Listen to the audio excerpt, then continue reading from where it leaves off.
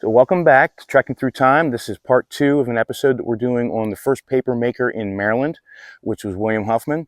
We are in Huffmanville, Maryland, and as you can see behind me is the cemetery that we hit on the last episode. So today what we're going to do is we're going to explore the Gunpowder paper mill. Last time it was the Clipper paper mill, which was the first paper mill that William made. This time we're going to explore the mill that he built in 1781. It was called the Gunpowder paper mill, and we're going to head on down the hill. We're going to go take a look at that stuff right now. As we are actually coming down to the mill site, we're going to come around this bend and the industrial complex area is going to come into view. Don't doubt me, trust me. You're not going to believe me at first, but as soon as you see the picture, it's all going to come into perspective.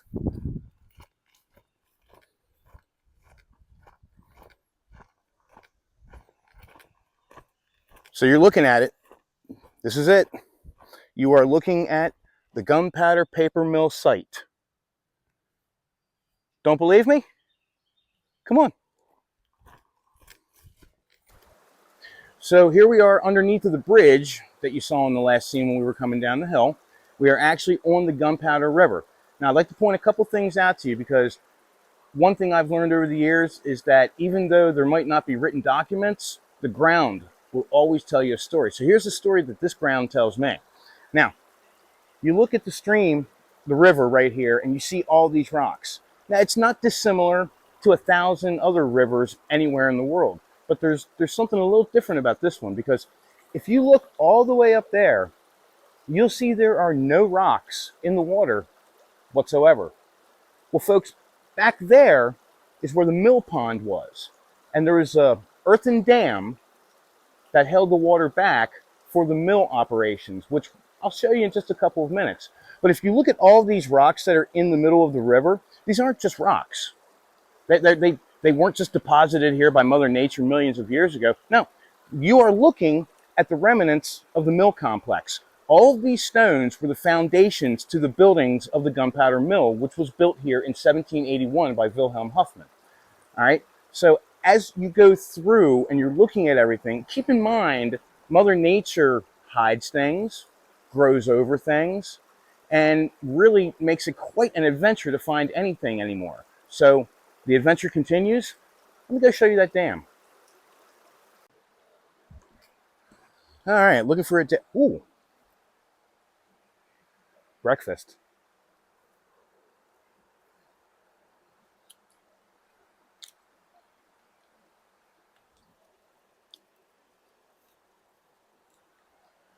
Okay, now to the dam. Again, you're going to have to use your imagination, because Baltimore City did a wonderful job absolutely obliterating the site when they put the reservoir in the 1920s and 30s. But stick with me on this. If you look straight across there, there's a slight hump on the wood line. I know it's hard to see, but again, you're going to have to trust me. It is there. And what you're looking at is the other side of the earthen dam that was used to make a mill pond. And of course, the mill pond had a mill race, and that mill race had the water going down and turning the wheel at the Gunpowder paper mill, which in turn is what operated all the machinery there. And toward the end of the 19th century, they moved over to steam power, which of course, you have your boilers, you still need a dam, you still need the water. And what happened was, in the late 1880s, there was a series of floods that came through. They would knock the dams out of operation. The Huffman family would put them back into operation. But eventually, in the very late 1880s, early 1890s, this dam finally gave way. It gave way, and all the water came rushing through.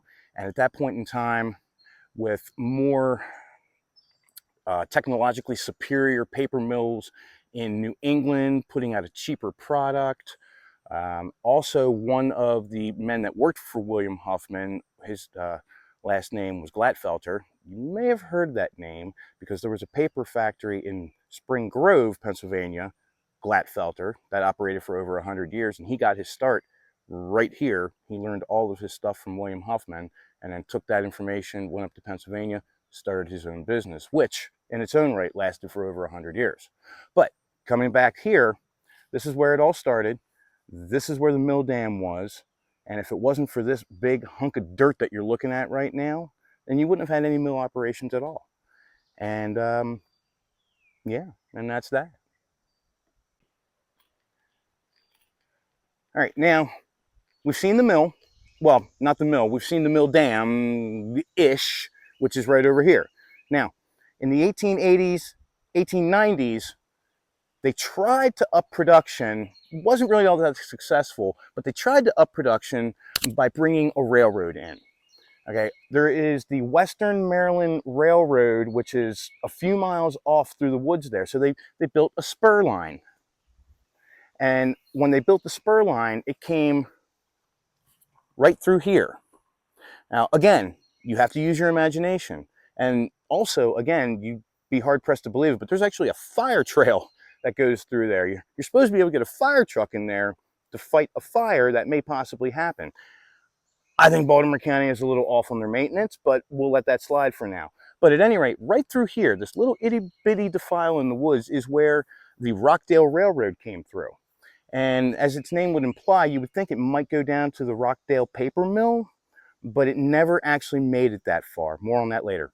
But the railroad actually came up in here, came through this area, and went down there and went right on in front of the Huffman house, which we're going to head down. I'm going to show you what's left of that, which, as you may surmise, is not a heck of a lot. But we'll come on down this way, and we're going to talk about the Huffman house and the rest of the mill operations. Okay, so like I said before, the railroad came down in front of the Huffman house. Now, there's three houses that are associated with William Huffman. You have the Clipper House, which was the original house that he built for the Clipper Mill back in the 1770s.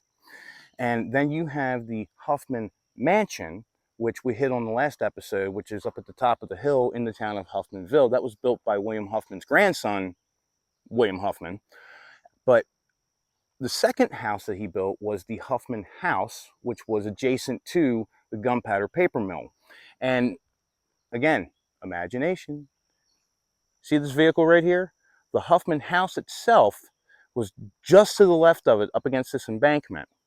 And literally where this sign is, the big word no, there was the addition to the Huffman House. Now, it's summertime, very hot, and there's a spring that normally runs, except when it gets into a drought situation, but there's a spring that bubbles from the ground right here, right around where that sign is, maybe just a little south of the sign. Well, William Huffman built his house right over the spring. There's an addition to the left of the main house, and in that basement is the fresh spring. And he did that obviously for refrigeration purposes, drinking water purposes, whatever domestic needs you may need. It's a heck of a lot easier to go to your basement to get your water than it is to go to the well 50 feet from your house, especially at like 10 o'clock at night for whatever reason. But with that being said, the railroad literally came through right where I'm standing and passed along right in front of this car. Well, not right in front of this car. Literally, this car is sitting where the tracks are or were. But the Huffman House and addition was right here. All of the mill buildings were arrayed around through here. So you had buildings that were made they were warehouses, they were manufacturing facilities, they were livery stables for the horses that drew the wagons, which hauled the product. So this was not just like a 2 or 3 building operation. This was a big operation down in here. There's probably 15 to 20 buildings. And like I said, if you look over here, you have to use your imagination, but going off through there is a railroad bed where the Rockdale Railroad would have continued down to the Clipper Mill and on to the Rockdale paper mill. Now we're gonna whip around on the other side of these bushes, and I'm gonna give you another view of what at one point in time was part of the mill complex and the Huffman House.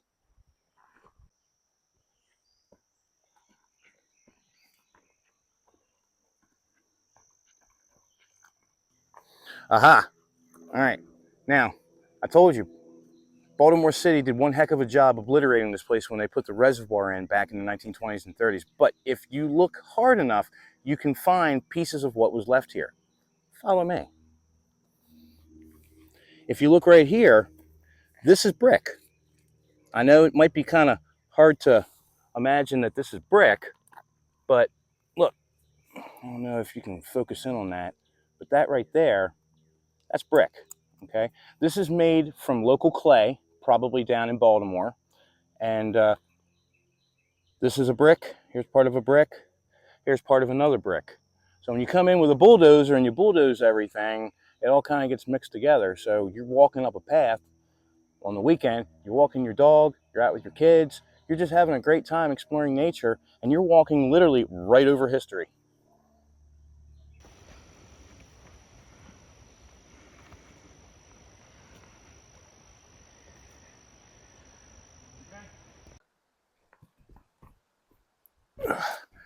Okay, well, can't say they found the most level place in the world to build mills, but hey, whatever works, right? All right, so my cameraman is not the most agile person in the world, not to mention the fact that this is not the easiest place to access. So I dove in for everybody, and I wanted to prove my point about having to use your imagination, but something actually having been here. So out of the abyss, I come with offerings of proof. All right, so like I said, this is where the Huffman House was. We have a brick, we have coal, and we have bits of plaster with whitewash still on it. So indeed, this is where there was a spot for a house. And you'll have to take my word for it. I do have some footage. I'll splice that in real quick. But all down there, there's rubble, there's stones, there's coal, there's bricks, there's plaster. This is the location where the Huffman House was. Okay? House, addition, mill buildings. It's amazing.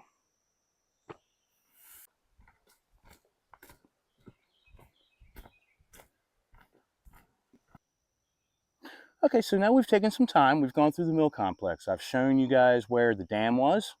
I've shown you guys where the railroad came through. I've shown you the mill house, the Huffman House itself, or at least what was left of it. And I've shown you guys the remnants of all of the foundations of the buildings for the mill complex itself. Let's change gears a little bit. Let's head on up the hill and pay our respects to the man himself.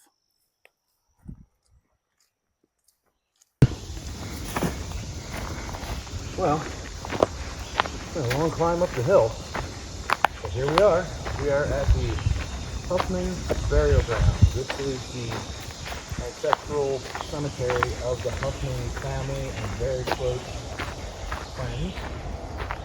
And I'd be remiss if I didn't also point out that it was that era in history, and there are also trusted family servants buried in here as well, and I'm sure we all know what that's a euphemism for. Now, I'll go ahead and just read this to you, because it's a lot easier than you guys trying to squint your eyes and look at it. So, the Huffman Gunpowder Burial Ground.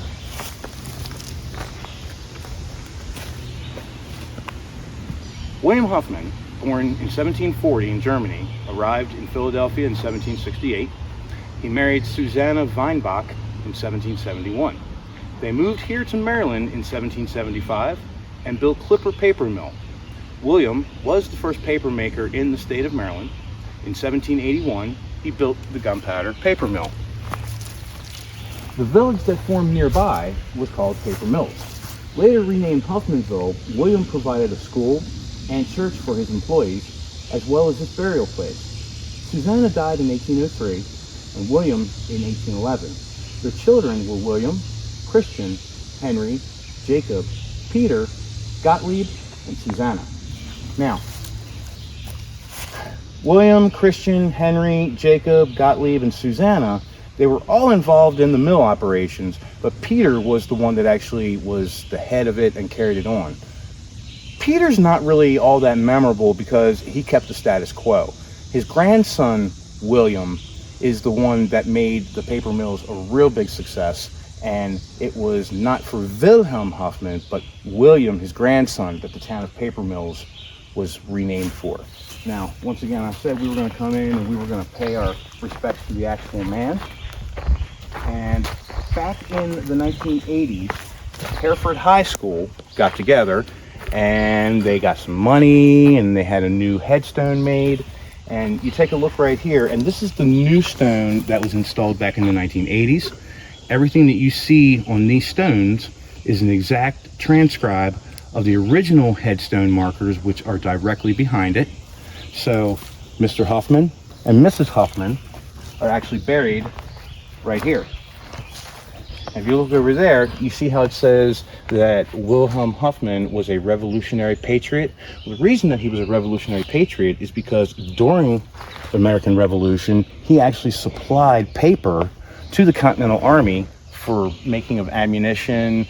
And if you have a real army, you have to have real documents. So he donated all of these things. And that's why he was remembered as a patriot, because not the fighting that he did for the American cause, but for the material that he contributed to the American cause of freedom. But here you go. Here's the Wilhelm Huffman burial ground. A lot of his relatives are here. Any place that you see a little stone like this, with no inscription, no writing or anything like that on it, that is generally where one of his trusted servants would have been buried. And I like to point out that in the time when segregation was the norm and the rule, I think it's very refreshing and very sentimental that a man who had slaves, indentured servants, however you want to call them, I find it a very strong point to his character that he chose in the afterlife not to be segregated from them. He was buried with them, all in the same place. So as in life, they kept themselves tight-knit in death. Just take a moment and soak that in.